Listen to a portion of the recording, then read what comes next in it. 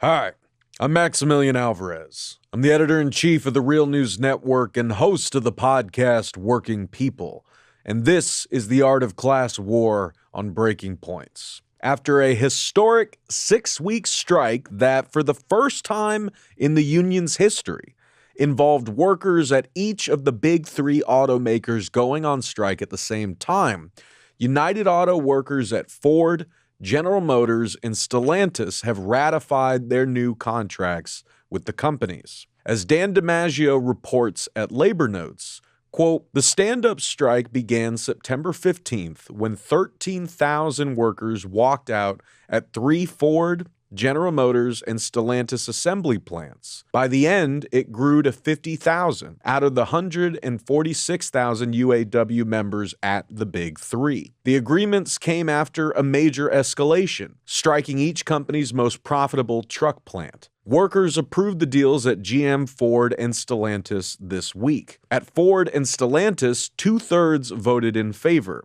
But at GM, the numbers were close. Just 55% of workers voted yes, reflecting workers' heightened expectations and frustration with years of givebacks. Many higher seniority assembly plant workers at all three companies voted no, saying the raises and retirement gains were not enough. Still, DiMaggio notes, the new contracts go further than many people thought possible on issues that the companies had insisted were off the table. Now, as far as those contract gains go, as Jamie L. LaRue of Detroit Free Press writes, quote, the UAW represents about 150,000 auto workers at the Detroit Three. In the contracts, which largely mirror each other with a few individual company exceptions, the union won back some of the big provisions lost during the Great Recession, such as cost of living adjustments or COLA, annual bonuses for retirees, and the elimination of wage tiers. The agreements will provide compensation increases of at least 33% after COLA and compounded wage increases, ranging up to over 160% for some of the lowest paid workers over the 4.5 years of the contract. The union won a 3-year wage progression to the top pay rate, down from 8 years at all three automakers. At Stellantis, which makes Chrysler, Dodge, Jeep, Ram, and Fiat vehicles, it will reopen an assembly plant in Belvidere, Illinois, that it idled in February. The automaker committed to build a $3.2 billion battery plant there, employing more than 1,000 union workers. Also, the UAW won commitments at all three companies to bring thousands of electric vehicle and battery jobs under the union's national agreements. Finally, retirees will receive annual bonuses for the first time in 15 years, a $1.25 billion boost in their total benefits. That is $1 billion more than the union won for retirees in the last 4 contracts combined. At all three companies, traditional workers hired, i.e., those on the job before 2007, won a $5 increase to their pension multiplier, the first time getting an increase in over 15 years. Still, many at GM were dissatisfied with that increase and cited that as one of the reasons several GM assembly plants voted no on the agreement. Now, in a Facebook Live message to union members on November 8th, UAW President Shawn Fain acknowledged that the union had not won on all fronts, including in the fight for a 32-hour work week and the fight to reinstate defined benefit pensions for workers who were hired after 2007. Quote, what we did win in this contract will change many lives, Fain said. But we went into this round of negotiations to end tiers. One of the biggest and worst tiers in our union is the difference between pre-2007 and post-2007 hires, which determines who gets a pension and retiree health care and who doesn't. We didn't win on this issue. The fact is, both of these issues are extremely difficult and expensive to fix, primarily because the Big Three, being so driven by Wall Street, refuse to have the liability on their books. So already we're looking at 2028 for this issue, and we're thinking even bigger. Either the big three guarantees retirement security for workers who give their lives to these companies, or an even bigger player does, the federal government. Look, no contract is perfect. No one wins everything they need and deserve in a single strike or a single union drive. And there is still much, much more to fight for here. But make no mistake, this is a momentous victory and a historic turning point for the UAW, for the auto industry, and for the labor movement writ large. After half a century of backsliding, concessionary bargaining, givebacks to the companies under immense pressures of deindustrialization and offshoring of jobs, after the post-2008 explosion of lower-paid tiers and permanent temp positions that turned a once stable career into just another precarious job for so many workers, after being rocked by corruption scandals at the top levels of the union, and after decades of devastating layoffs and plant closures, UAW auto workers fought valiantly to take back their union, to vote in new leadership, to rebuild faith and a fighting spirit among the rank and file, to finally go on the offensive and put the bosses on the back heel for once. And they won. They did not win everything, but they won a lot. And the owning class is taking notice. Non-union auto companies like Honda, Hyundai, and Toyota have already announced incoming raises for their employees as a direct result of the UAW gains at the Big Three. And the UAW has reportedly been flooded by inquiries from workers at non-union plants about unionizing, including workers at Tesla. Now that the strike has finally concluded and the contracts have been ratified, I wanted to take a moment to bring back some of the many UAW workers I've been interviewing before and throughout this historic strike, including here on Breaking Points. So in this extended Art of Class War segment, I got to sit down once again with Nick Livick, a General Motors auto worker, a rank-and-file member of UAW Local 31 in Kansas City, and an activist with the caucus Unite All Workers for Democracy. And we also sat down with Marcy Pedraza, an electrician at the Ford Chicago Assembly Plant and a member of UAW Local 551. Here's my conversation with Nick and Marcy, which we recorded right here in the Real News Network studio in Baltimore on Saturday, November 18th. Marcy, Nick, welcome back to Breaking Points. It's so great to see you both. Thank you so much for joining me today, especially after this long, intense fight that y'all have been in. I hate to take you away from your much-needed rest, but I really appreciate you being here, and it's really great to see you both. Good to be here. Thanks for having me. All right, so voting is in. The contract is ratified. It is a new day for the UAW, a new day for the labor movement here in the U.S., and y'all have been on the front lines fighting the good fight. And, you know, Nick, you and I did a segment here together for Breaking Points before the strike began back in August. Lots happened in the world since then. So I was wondering if we could sort of just take a step back. Let's reflect for a second. Let's refresh everyone's memories about how far we've come in a short amount of time, what the strike was really about, what was significant about it, and what it felt like from your vantage points as rank and file workers and you know, active members of your union, working to organize and uplift your fellow union members, your fellow workers. Take us back. Nick, why don't we start with you and just sort of like, for folks who are you know, maybe forgetting, like, you know, like where this all started, what it was all about. You know, some of that gets lost in the coverage of the strike as it's going on. Let's start back to, you know, where we were when we all were talking before the strike. Because, of course, you, me, and Marcy and another one of your UAW members did a podcast together before the strike as well. So let's go from there to here, from your eyes, what was this strike all about? And what was it like for you all to live and fight through it?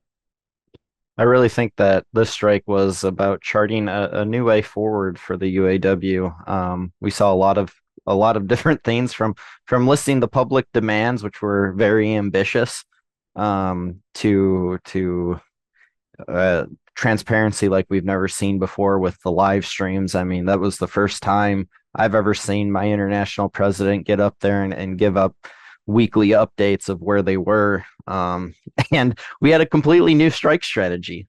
There was a lot of people talking in the media saying, "Oh, this isn't going to work.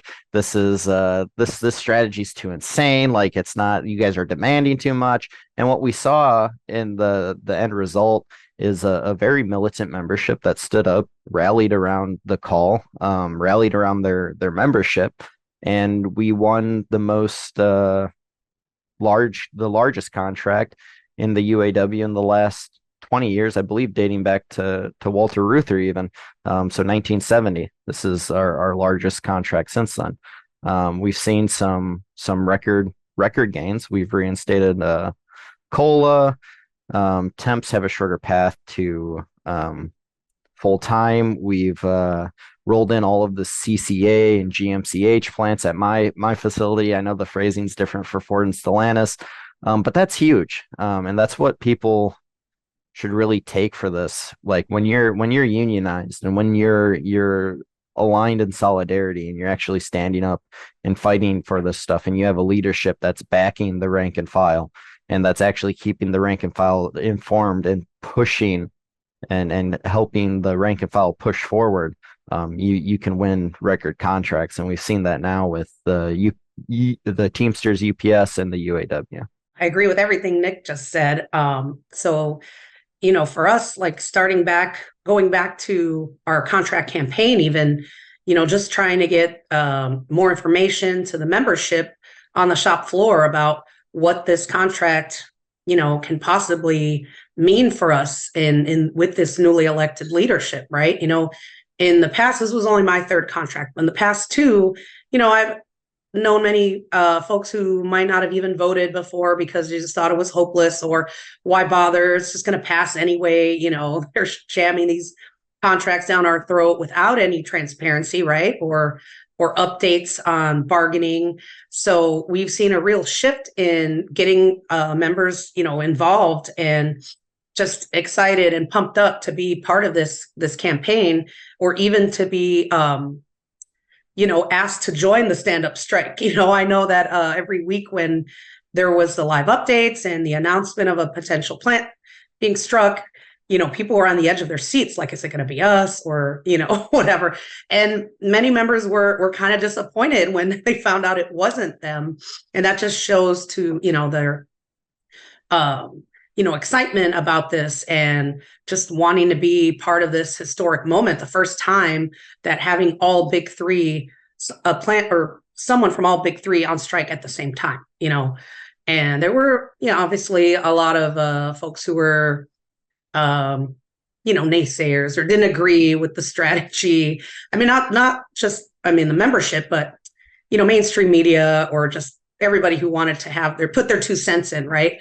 But at the end, I think most of us have to agree that it was brilliant. The strategy worked, and we would not have seen these gains if, it went another way. Like Nick said, this is the highest wage increases we've seen in the last 22 years combined. That's going to be life-changing for all of us, I think, especially these newer temp workers are going to get even bigger wage increases right off the bat,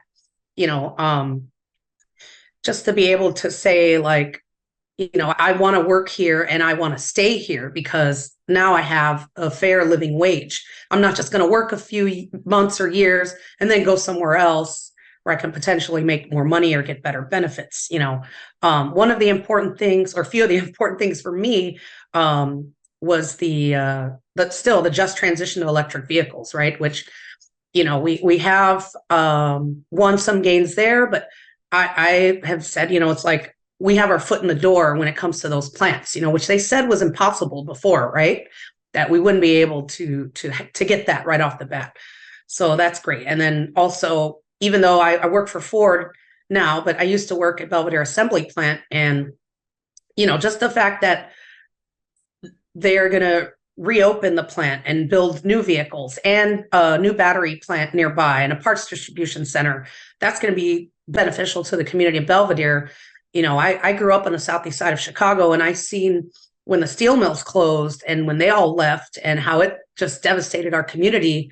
And, when I moved to Belvedere, coming from a big city to a small city, I was kind of like, where am I going in rural Illinois? On one side of the street, you see some Trump posters. And then the other side, there's a Mexican migrant farm worker making chicharron in his backyard. There's a huge Latino community in Belvedere, just a lot of working families.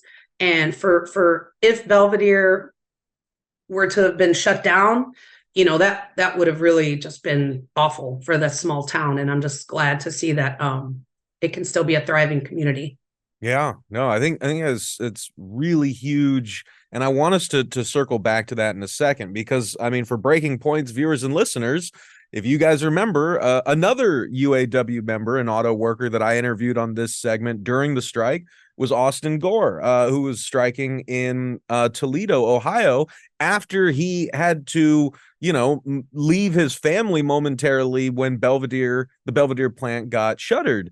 And, he described like how devastating that was to him, to his family. And this is the situation that so many auto workers have been put in for so many years. And so the fact that the UAW has fought to turn the tide on those plant closures, to have more of a direct say in managerial and business decisions at the company level, is huge. I want to circle back to that in the next round of questions, but I wanted to just sort of follow up on what you guys were talking about regarding the strike itself. Are there any particular moments or memories that really stand out to you that you want to share with folks? Like, Marcy, it could be the moment that you heard your plant was one of the ones called to stand up, right? Or it could be a moment that y'all experienced on the picket line itself. Like, I guess looking back now that this intense struggle, is well, the struggle's never over, right? But this contract fight has concluded and y'all are kind of looking ahead.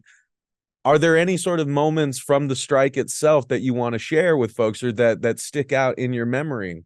For me, my membership, we were laid off about three working days after Wentzville went down, 3 or 4, I can't remember. And I had been trying to, I got 2 small kids at home, and my wife still works, so we were trying to arrange our schedules so we could actually go out to Wentzville, which is about 3 to 4 hours away. It's on the other side of the state from where my local's at. So we loaded up the truck. We took my kids out there, 3 and 1. So just to give you guys an idea of what that car ride was like. We get there, the kids are finally excited to get out of the car, and everyone at Wentzville 2250, they're giving high fives. They're excited we're there, and it was just really heartwarming for me to not only be accepted fully on another local's picket line, but to also have a village in a sense. All of your brothers and sisters, all of your union siblings are just welcoming you, and they're not just welcoming you as a member, they're welcoming your entire family, offering you snacks. You guys need any drinks, you guys, and they're the ones out on strike. So it was just really heartwarming when we finally found the time to go over to Wentzville, and how welcoming they all are, and it really gives you the sense of camaraderie and how deep that bond goes, because here are perfectly fine strangers, and all they know is you're from the other side of the state and you're coming to show support, and they're doing whatever they can offer you, from conversations to snacks. I mean, we literally had people bringing up bags of chips to our kids, like, hey, you guys want some Cheetos? And my kids are loving it. So it was fantastic, and I really think that's probably one of the biggest takeaways I'll take away from this strike, is just how deep that union bond is, and how much it means to me, and I imagine all of us. For me, it was a few things. obviously first, I was sitting in my living room watching the live update from Sean Fain on Friday, and I heard Chicago Assembly Plant, and I almost spit out my coffee. I did scream. I think I jumped up. There was nobody in my house but me, and immediately got ready to go to work basically at the Union Hall, even though it was my day off, right? But I knew, as an involved member in my union, I have to do something. I have to go, even if it's just making signs or trying to like tell people what's going to happen the next few days. Because obviously the first day was very chaotic and we didn't have everything set up yet to sign folks up for strike benefits. So it was just an exciting moment and time to be there. Another moment just that stands out is we had a big rally at the hall October 7th where labor leaders and elected officials came out. It was huge. It was the most crowded I've seen our hall. Like, it was standing room only. People were overflowing on the parking lot. And like, one of our local, not my alderman, but an alderman from Pilsen in Chicago came out, and he's texting me like, I can't get inside. And I'm like, sorry, it's to capacity, but they were able to watch the rally outside where, they had great speeches and all that. But and also to see like, Sean Fain come out to every picket site and talk to members and, just be involved in our strike too, because we've seen a lot of coverage of everyone going around to the Michigan plants and all that. So that was really significant for a lot of people just to see that happen, which, I don't think that's happened before. But mainly too, just the camaraderie on the picket lines, right? Just for me, first time being on strike, but being in Chicago, there's always a strike somewhere, right? Chicago Teachers Union, hotel workers, and I've supported them, and it was just great to see all of them come out to support us as well. We had so much support from other labor unions, the local community. I mean, tons of small businesses just dropping off food and supplies. And, we made a list so that we remember these places. So we go back and, we support them, especially the ones near the plant, because I live and work near the plant. So some of these businesses are, ones I frequent, and I just want to make sure that they're recognized and supported, because I know they were struggling when, almost 5,000 of us walked out. Nobody was ordering pizza every day or lunch, but they sure did come out and bring us free food. So that was amazing to see. And just having conversations on the picket line with people that I've never met, or people that I've said hi to but never really talked to, it was a great moment to bond and share experiences and just, make sure that everyone is, educated and involved and keep this momentum going, because who knows, what we're going to do in 4.5 years, right? Yeah. And I while I was listening to you both talk, I was sort of reflecting on how I would answer that same question, right? As someone over here in Baltimore in the media who's been talking to y'all throughout this whole saga and well before, I think that obviously is my memory from this strike. Was, first connecting with Nick, interviewing him for Breaking Points, then doing a podcast with you guys, Nick, Marcy, and Taurus, who was another UAW member, then having like Marcy on a live stream at the Real News Network with a SAG-AFTRA member who was on strike, and hearing y'all talk about how your struggles were more connected than they may appear than they may initially appear. And that was just such a beautiful moment of solidarity that I had the privilege of seeing moments like those by talking to workers like yourselves throughout this saga, and seeing the solidarity y'all were bringing to other strikes and struggles that were either going on at the time or are still going on as we record this on Saturday, November 18th. That was really significant for me and really beautiful to see. Also, I just got to say, again, as I've mentioned on many interviews up until now, having interviewed so many striking GM workers or laid off GM workers from the 2018 layoffs and the 2019 strike, before the era of Sean Fain and this new reform movement within the UAW, before y'all, voted to have direct democracy in your union elections, which led the union to elect Shawn Fain, right? Before all of that, just talking to workers in 2018 and 2019 and hearing how dissatisfied and betrayed they felt by their unions, by the company, and just how hopeless things felt.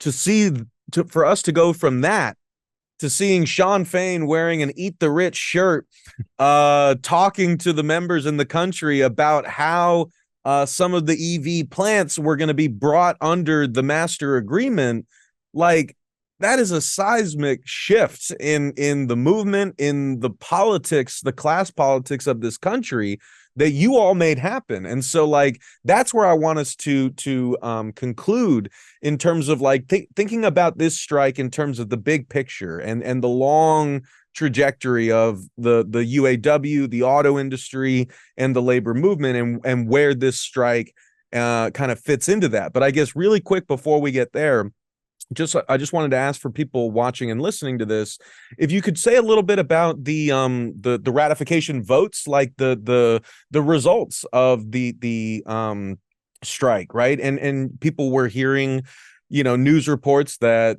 some locals voted the TA down, whether they were in General Motors, Ford, Stellantis, right? You had big three automakers, different kind of groups voting on those contracts. Like, I just wanted to ask if you could just sort of clarify for folks watching, like, what the results do mean and do not mean. Like, like, what sort of misconceptions do you think folks have as they're trying to parse the results of these the contracts that resulted from this strike and the votes from the membership on those contracts? And do you feel yourselves, from where you sit, that this strike has brought the union closer together or change things within the UAW itself? So I'm one of the people, like, I don't really hide what I say or do. I voted yes on this contract. This was the first contract I've ever voted yes on. I thought it was an amazing contract. That being said, my local was within 4 votes of it being voted up or down. So there's a lot of people that felt like, we could have stayed out, we could have won more.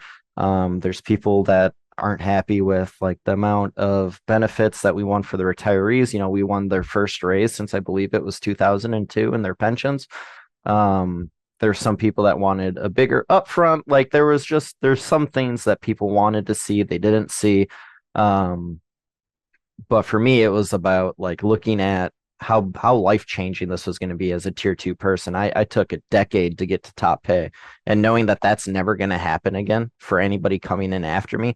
Like I said in a previous interview, this strike was about the next generation, while doing everything we can for the current and actives. The next people deserve to have a better chance that we got. What you're seeing with the results is democracy in action. I wouldn't have it any other way.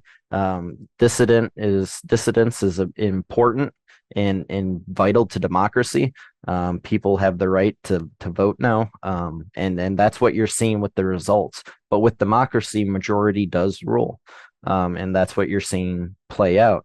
I think the strike really did bring a lot of people together. I mean, you saw flying squadrons, especially up in Detroit, going out to different picket lines. It didn't matter if they were Ford, Stellantis, or GM.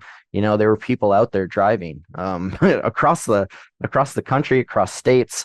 And this was really, I mean, you said it. There's no other way to say it. It's a seismic shift, and with that, there's going to be a lot of people that aren't necessarily willing to, or aren't ready to trust the new leadership. And, that's to be expected. We're coming off a corruption scandal that, I mean, a lot of people were embarrassed to wear their UAW shirts in public. A lot of people burned their UAW shirts. I mean, it was that bad. Morale was that low. You don't bounce back from that instantly. I think Shawn Fain and the members united and this entire executive board is doing a hell of a good job with the transparency, being open, being honest with the membership. And I think that's where it starts and where we got to go to win some of these major demands back, like getting defined pensions back, getting better raises for retiree healthcare. We have got to unionize the transplants. So if you are a Toyota worker, if you're a Subaru worker, if you're Honda, if you're Hyundai, if you are an auto worker in the United States of America, you need to be reaching out to the UAW, and you need to be organizing, because your management is afraid of you guys having the power to fight back like we did. That's why you're already seeing Honda fight back in internal emails, warning the workers about unionizing. So that's where we got to go next as a union, in my opinion, in my sector. Because keep in mind, the UAW is bigger than just auto workers. So yeah, I mean, this who could have predicted, right? All of this. And I think the people were asking me this so much, like people that were supporting us, like, I'm surprised it was so close. Like, I thought it would pass across the board. And, I kind of assumed, for a Ford at least, that it would pass, but it would be not a landslide, for many reasons.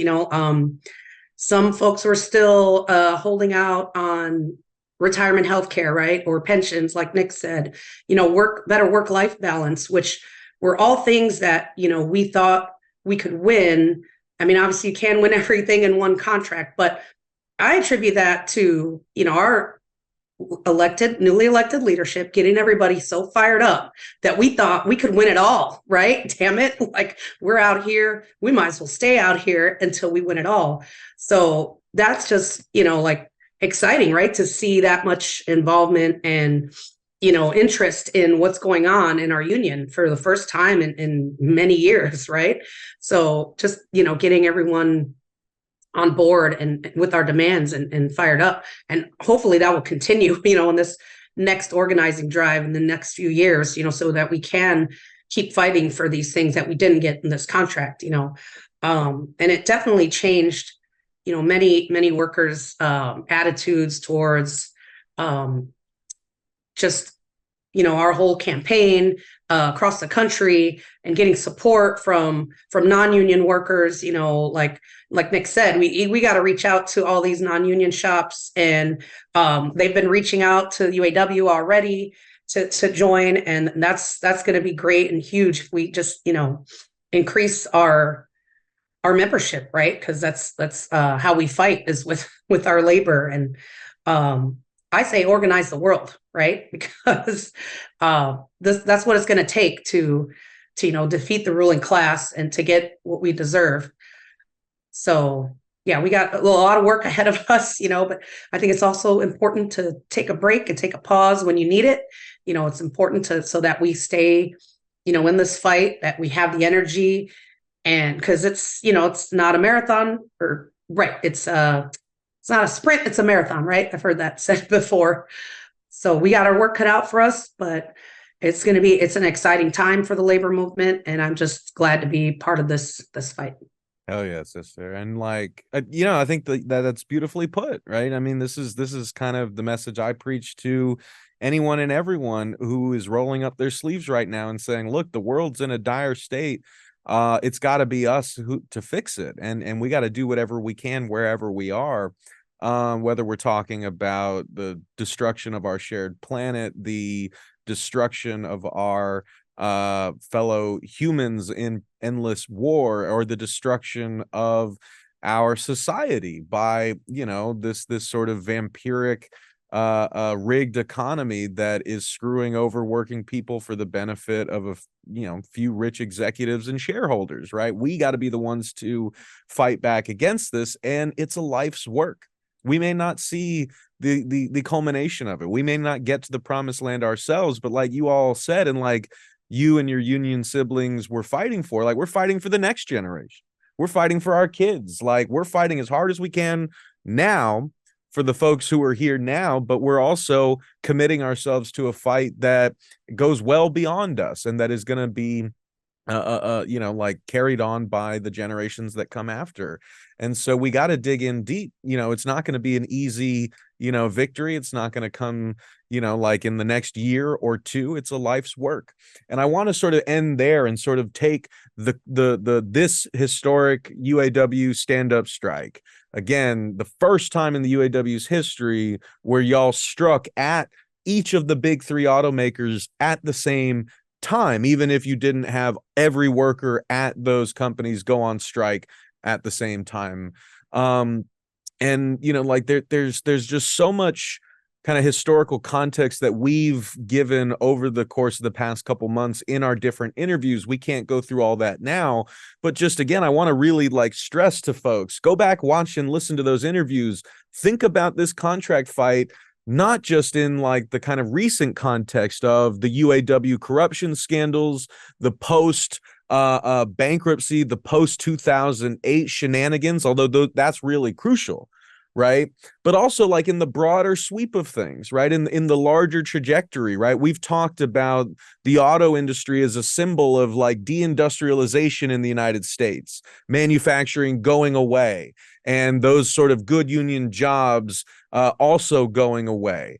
Well, the picture's a little more complicated than that, because auto manufacturing has not gone away in the United States. What has happened is that the industry has been de-unionized, and the companies that Nick mentioned, companies like Nissan, Hyundai, Honda, Tesla, right? I mean, like these are the companies that are replacing those, good union jobs in American auto manufacturing with non-union jobs. And so the fact that the UAW has waged this incredible struggle at the big three automakers, and that struggle is already spooking companies like Toyota to give raises to their workers, and it's scaring the living shit out of Tesla and Elon Musk that an organizing committee is being formed out in California. Like that's the ripple effect of this struggle. But the struggle itself is against this kind of larger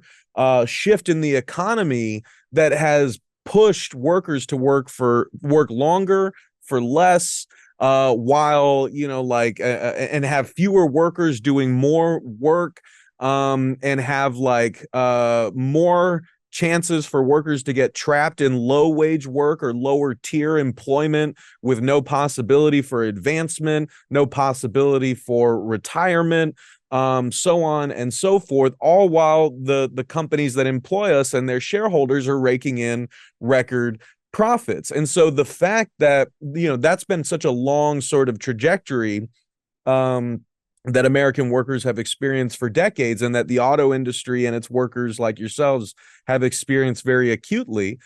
But also like this is why I want to stress that, like the fact that y'all are kind of turning back the clock a bit, like the fact that you reached back into time and you said to your employers, like, hey, we gave up cost of living adjustments for our pay during a financial crash that affected the world, when you guys were on life support, when our employers were on the brink of collapse.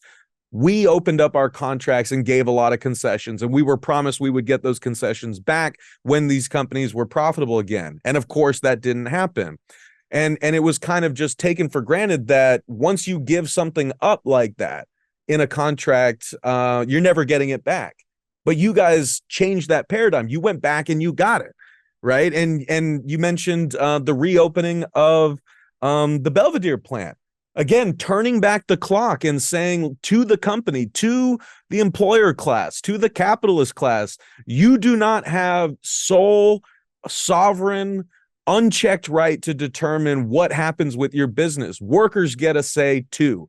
People get a say too. Like we get a say in whether or not this plant closes and this community gets destroyed.